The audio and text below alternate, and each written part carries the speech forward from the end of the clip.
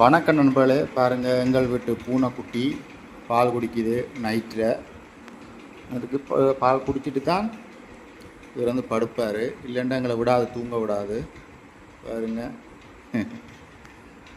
எனக்கு அவர் மற்றவர் பார்த்துட்ருக்கிறாரு, எனக்கு தரமாட்டியான்ட்டு. ராக்கி இஞ்ச வா, ராக்கி பஞ்ச இஞ்ச வா, அப்பட்ட வா.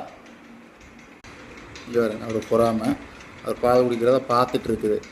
அவருக்கு எனக்கு எப்போ தருவீங்கன்ட்டு பால் இவருக்கு பாருங்கள் பால் அடிக்குது.